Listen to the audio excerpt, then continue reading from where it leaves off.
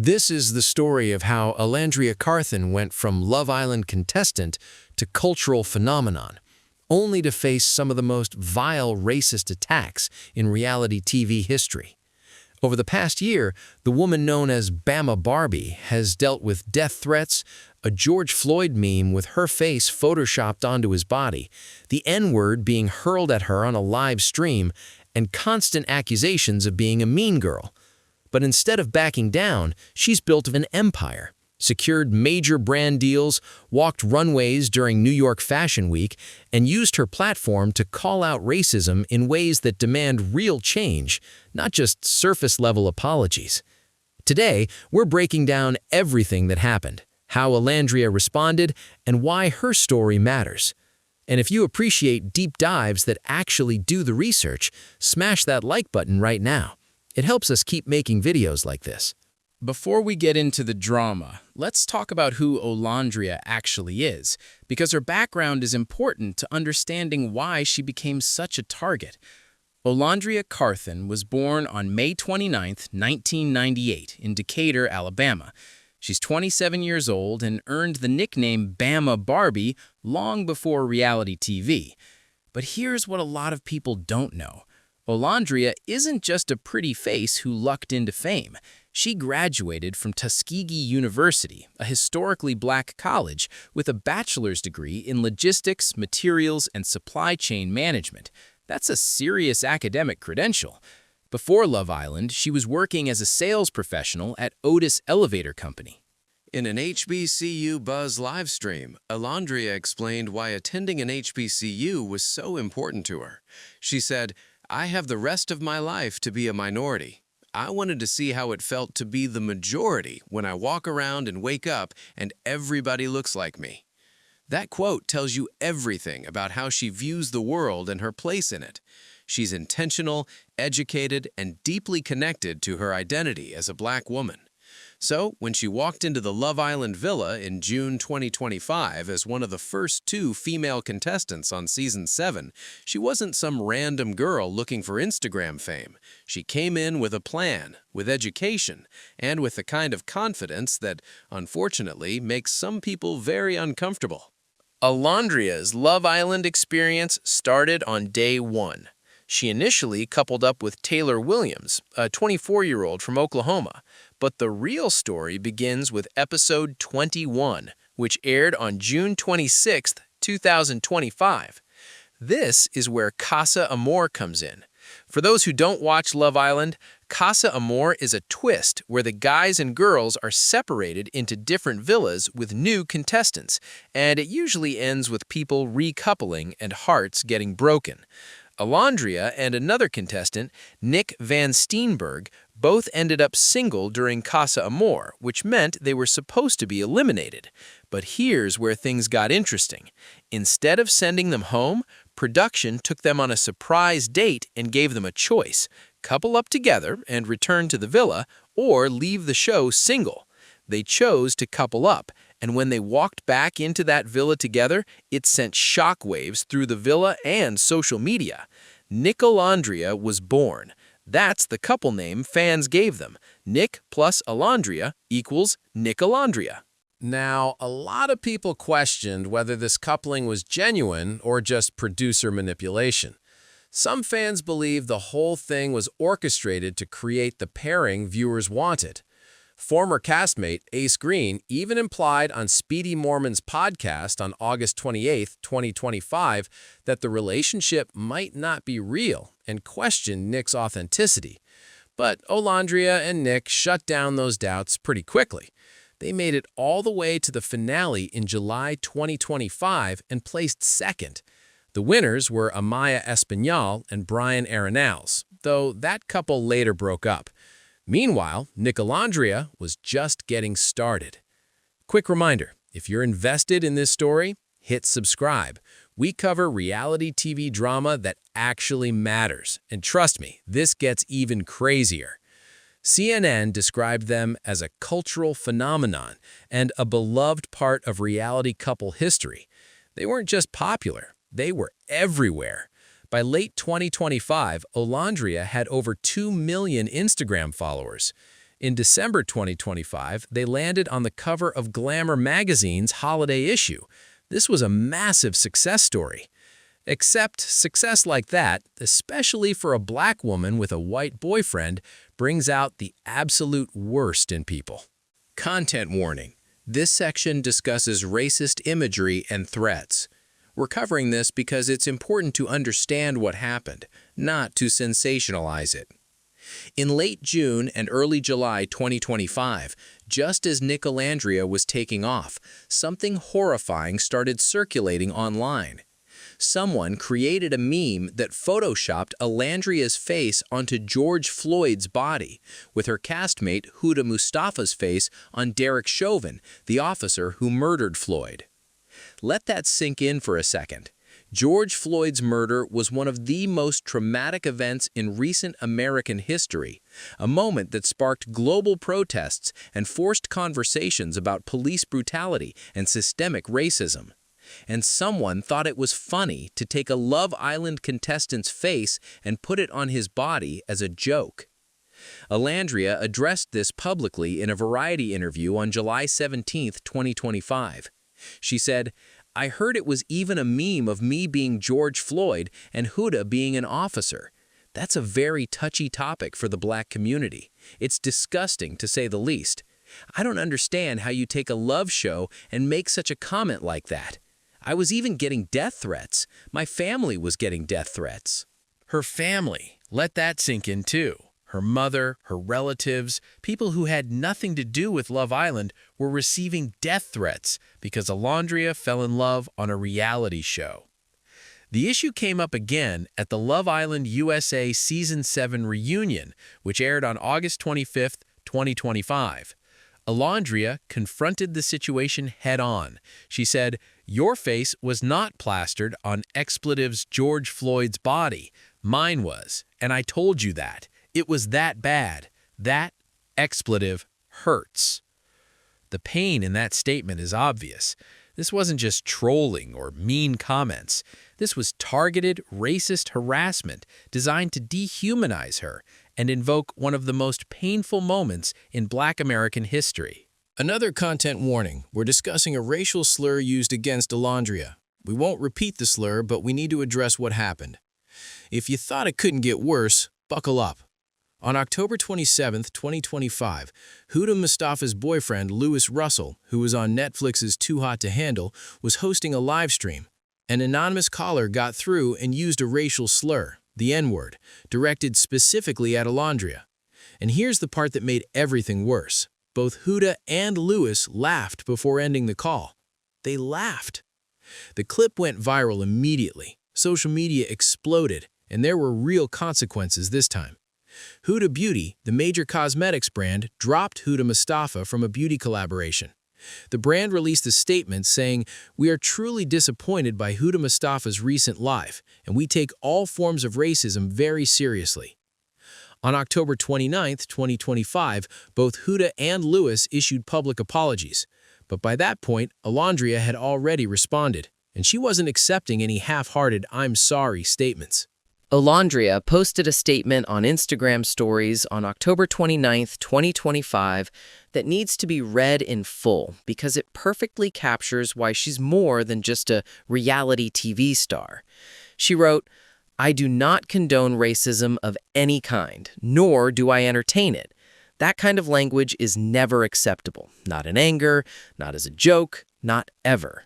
Words like that carry generations of pain, and pretending otherwise only keeps the cycle going. Defending it, laughing about it, or making excuses is even worse." But she didn't stop there. She anticipated what was coming next. She said she expected surface-level apologies that fade in a few days, and called for something actionable. If you respect how Olandria handled this, show some love with a like, and subscribe if you want more stories about people who actually stand up for what's right, because we need more of that energy. Instead of just accepting apologies, Olandria redirected the conversation to organizations doing real work: UNCF, the NAACP, and the Thurgood Marshall College Fund. She encouraged people to donate. And she put her money where her mouth was and made a personal donation herself. This is what separates Olandria from so many other influencers who face racism. She didn't just say, "This is wrong," and move on. She used her platform to educate, to demand accountability, and to support organizations fighting for change. That takes courage, especially when you know that standing up for yourself will bring even more hate. In a Glamour interview, she explained another layer of the struggle. She said, "I wish I felt this type of love that I feel for myself now when I was a kid. My black skin is beautiful. I value this skin."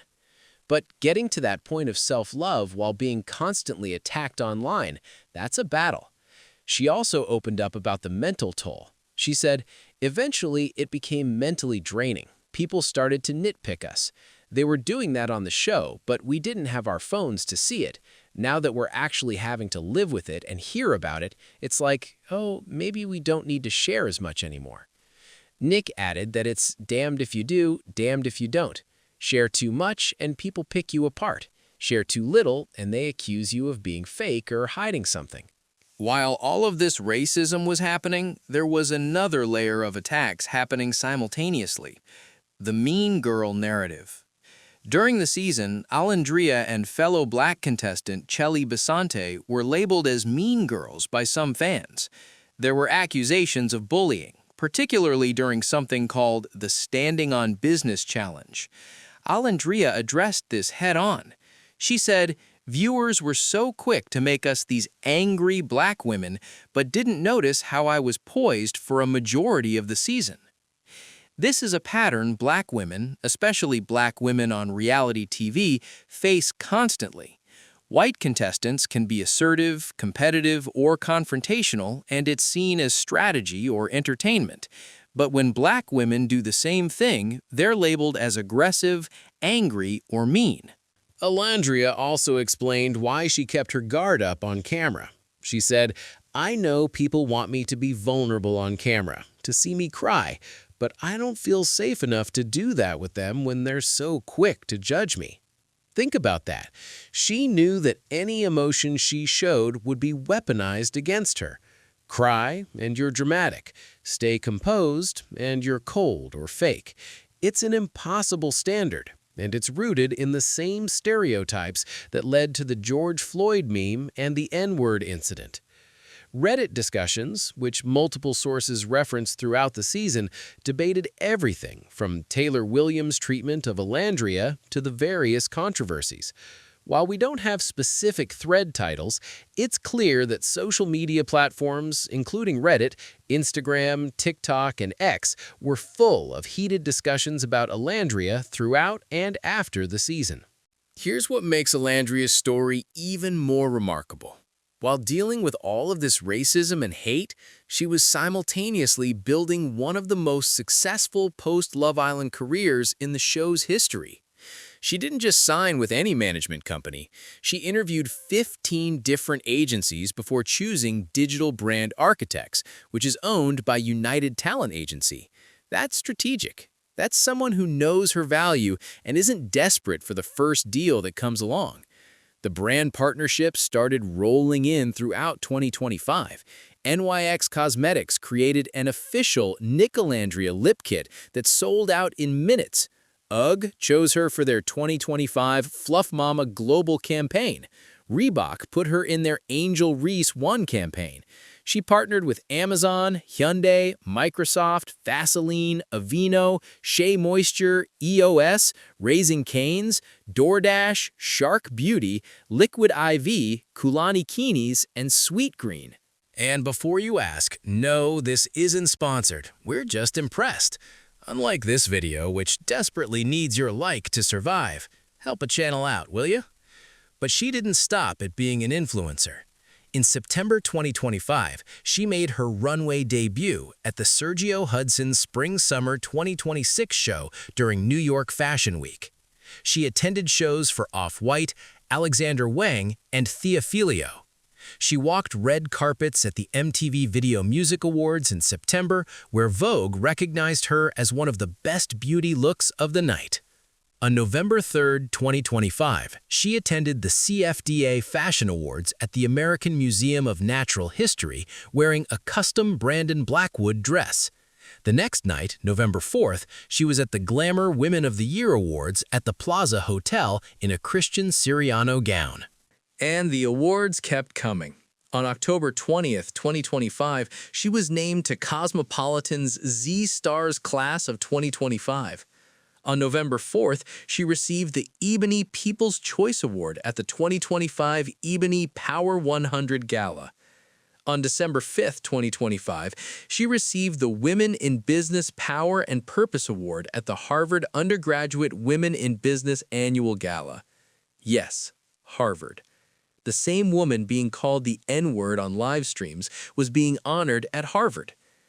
Ad Age named her one of the top 5 breakout creators of 2025, specifically noting she was taking a deliberate approach to transforming momentary fame into a sustainable personal brand. That word, deliberate, comes up a lot with Olandria. She's not chasing every opportunity or posting constantly for engagement. She's building something real. What really sets Olandria apart is how she's using her platform beyond brand deals and fashion shows. On October 6, 2025, she was a keynote speaker at her conference, Butterfly Tour, at Texas A&M University, where she spoke about the importance of higher education. On October 23, 2025, she spoke at ZCon in Los Angeles about building a better digital future. And on December 5, 2025, she spoke at Harvard Business School about leadership, authenticity, and navigating professional spaces as a Black woman. These aren't just appearances for a check. These are speaking engagements where she's sharing her experience and knowledge with young people, particularly young Black women who see themselves in her story. She's showing them that you can be beautiful, successful, and powerful while also being educated, strategic, and thoughtful. You don't have to choose between being taken seriously and being glamorous. You can demand respect and still be feminine and romantic. Speaking of romantic, let's talk about where Olandria stands today. As of December 2025, Olandria and Nick are still together.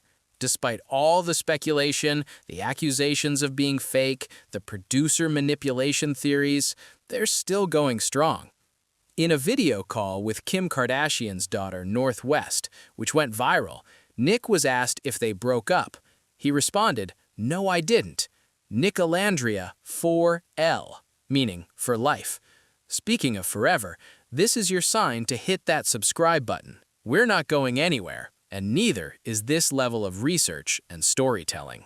Olandria has talked about what their relationship means to her, especially in the context of everything else she's dealt with. She said, "The support that I have from this guy is unreal, so it allows me to be the soft woman that I've always wanted to be." That statement is powerful when you think about everything she's faced. She spends so much time defending herself, being strong, standing up to racism, and setting boundaries. With Nick, she gets to just be herself. She gets to be soft. They've become more selective about what they share on social media. They're setting boundaries around public appearances and photo opportunities. They're protecting their relationship from the same people who tried to tear them down. So what's the takeaway from all of this? Why does Olandria's story matter? First, it's a reminder that racism in 2025 is alive and well, and it shows up in some of the most vile ways imaginable. From George Floyd memes to the N-word being used as a punchline, Olandria faced hatred that was specifically designed to traumatize and dehumanize her. And it wasn't just random trolls. People in her own Love Island circle either participated in or laughed at this racism.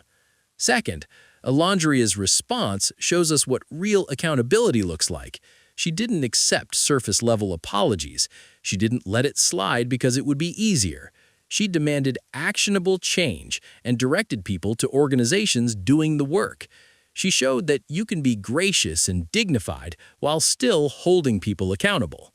Third, she's proved that you don't have to let hate define you or limit you. While being attacked online, she built an empire. She secured major brand deals, walked runways, spoke at Harvard, and used her platform to inspire and educate. She turned reality TV fame into a sustainable career, and she did it on her own terms. And fourth, her story exposes the impossible standards Black women face, especially in public spaces. She was called mean for being confident. She was called fake for not crying on camera. She was subjected to death threats for falling in love. No matter what she did, someone had a problem with it, and yet she persisted. The Reddit drama, the social media hate, the live stream incident, the George Floyd meme, all of it was designed to break her. Instead, she's on the cover of Glamour magazine. She's speaking at Harvard. She's building a legacy. Olandria Carthen went on Love Island looking for love and found it with Nick Vanstenbergy. What she didn't expect was becoming a target for some of the most disgusting racism in reality TV history. But instead of being defeated by it, she used her platform to call out the hate, demand real change, and build an incredible career in the process. She's shown that you can be beautiful and brilliant, feminine and fierce, vulnerable and strong. She's proved that success is the best response to hate. And she's given young Black women everywhere an example of what it looks like to stand in your power, demand respect, and refuse to let anyone dim your light. As of December 2025, Olandria is thriving. Olandria is still together. And the haters, well, they're still watching. If this story taught you something or made you think differently about reality TV, racism, or what it takes to build a career in the public eye, make sure to like this video and subscribe for more deep dives into the stories behind the headlines. And drop a comment letting us know what you think about how Olandria handled all of this, because this conversation matters. Thanks for watching.